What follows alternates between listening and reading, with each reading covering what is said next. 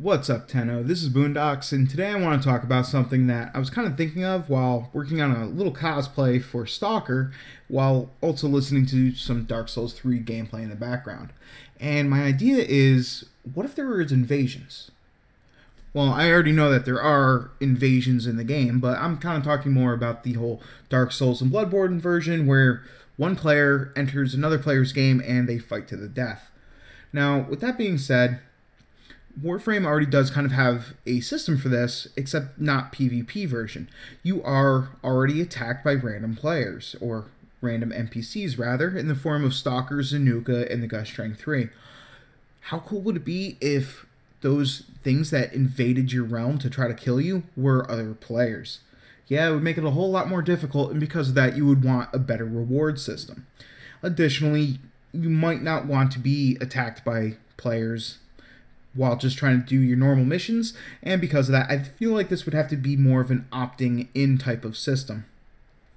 So, for starters, let's say that you are someone that wants to be attacked by a playable Stalker. So, if you want to be attacked by a playable Stalker, you would have to first build a machine, equip that machine in your gear whenever you go on a mission, and in order to power that machine, you're going to have to insert a forma. Now, this forma kind of acts like an ante, and the whole idea here is that if you lose, that ante is going to go over to the Stalker. It's kind of a perk for the Stalker attacking you.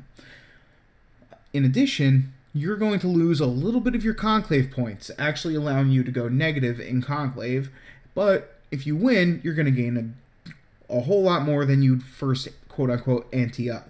So because of that, you could always be gaining as long as you have enough forma in order to keep spending, assuming you don't just lose over and over and over again, right?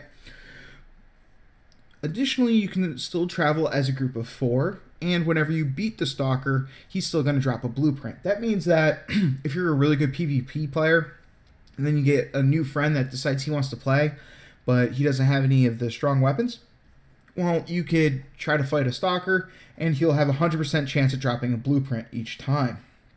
And though he now has, 5 fucking blueprints, it wouldn't be that big of a deal. Eventually, you'd be able to get all of them pretty quickly.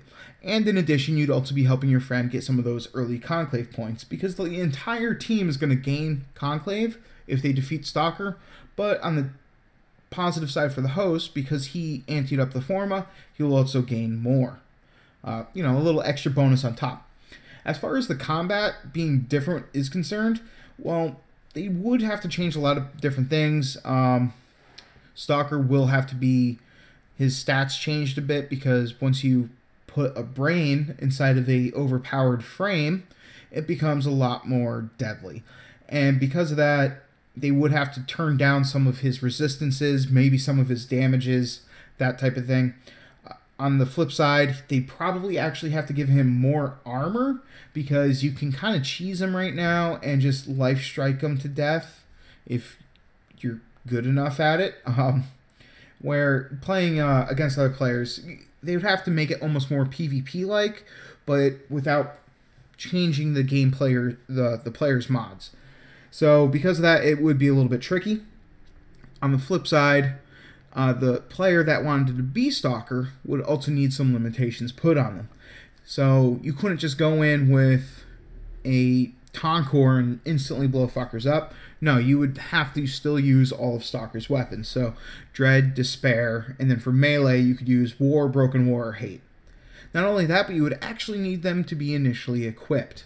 So that means a brand new player couldn't just become Stalker and go and start attacking. You'd actually have to first farm all those pieces from Stalker by forming your little groups of 4 and hoping to fight them off, and then once you complete all those, then you personally can start going on the invasions.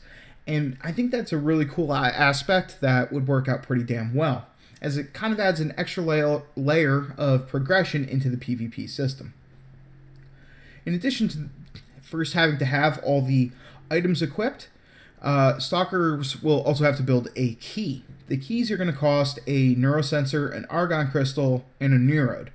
In addition to that, they are also going to require a Forma and have a 4-hour construction time. So the idea here is these keys are kept every time you win, but if you lose, they disappear. The opposing team doesn't gain a benefit of the forma or anything like that, but the idea is that if Stalker wins, not only does he keep the key, but he's going to steal the forma of the opposing team and be able to invade immediately again. If he loses, however, he's going to have to reconstruct his key and wait 4 hours. Of course, you can always rush that, which might help DE out a bit with making their monies. And because of that, winning is the best option, obviously. So not only will he steal the anti-up forma from the host player, allowing you to make more keys in the future or just get a ridiculous quantity of forma, but you'll also get a shit ton of conclave points because you won 4v1, right? Now, if you lose, you can still lose some conclave points, but assuming you win one and then lose one, you'll still gain a much larger quantity of conclave to make it worth your time. And you will have broken even in forma, as you would have spent one forma to construct a key, won one forma, and then lost the key. So my idea here is that you could give PvP benefits while still playing in PvE mode and help kind of distribute out some of those blueprints. I would love to get attacked by a Gust Ring 3 because I am only missing the blueprint to build the Brack or whatever the fuck it's called. So that's my idea for doing invasion style PvP in Warframe. Obviously, I'm not a developer myself, but hey, if you want to hire me. Until next time, guys, like, comment, and subscribe, and peace.